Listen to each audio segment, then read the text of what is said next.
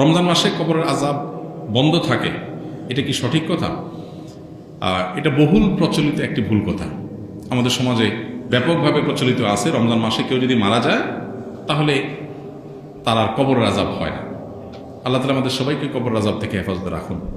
কবরের আযাব থেকে বাঁচার জন্য হাদিস সম্মত কিছু আমল আছে, যেমন সূরা মুলক রাতে তেলাওয়াত করলে কবরের ফিতনা থেকে আল্লাহ তাআলা রক্ষা করেন। পুরো রাতের ভিতরে কেউ সূরা মুলক পড়ে, নিয়মিত অভ্যাস আছে, মাঝে মধ্যে ছুটতেই পারে।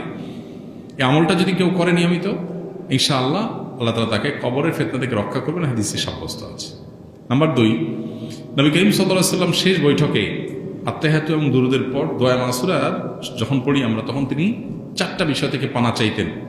এটা দোয়া মাসুরার জায়গাতে আল্লাহুম্মা ইন্নী যালামতু নাফসি পড়েন, পাশাপাশি এটা অথবা কখনো এটার বদলে এটা আপনি পড়তে পারেন।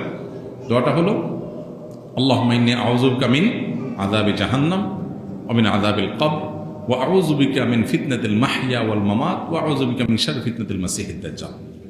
এই যে এখানে জাহান্নাম থেকে এবং কবরের আযাব থেকে পানা চাওয়া হয়েছে। অতএব শেষ বৈঠকে আল্লাহর কাছে দোয়া করেন। আর বিশেষ করে কবরের আযাব যেসব বিষয়ে হয়, যেমন চগলখুরি করে বেড়ানো, পেশাব থেকে ভালো করে পবিত্র না হওয়া, এগুলো কবরের আযাবের সুনির্দিষ্ট কারণ হাদিসে এগুলোকে চিহ্নিত করা হয়েছে। অতএব এগুলোর ব্যাপারে সতর্ক থাকা, এগুলো থেকে বেঁচে থাকার চেষ্টা করা। ইনশাআল্লাহ এই প্রক্রিয়ার মধ্য দিয়ে আমরা কবরের আযাব থেকে আল্লাহর কাছে পানা চাইতে পারি। বাকি রমজান মাসে মারা গেলেই কবরের আযাব অটোমেটিক বন্ধ এমন না। কেউ যদি খারাপ মানুষ, ফাসিক মানুষ, ওই অবস্থায় তার মৃত্যু হয় রমজানে, তাহলে তার আযাব হতে পারে। কেউ যদি নেককার হয়ে অন্য কোনো মাসেও মারা যায়, তবে কবরের আযাব নাও হতে পারে। কবরের আযাব হওয়া না হওয়ার সাথে রমজানের সম্পর্ক নেই, সম্পর্ক হলো কিসের? আমলের। কবরের আযাব না হওয়ার বন্দোবস্ত দুনিয়া থেকে আপনি করে গেলেন কিনা, এটার সাথে সম্পর্ক।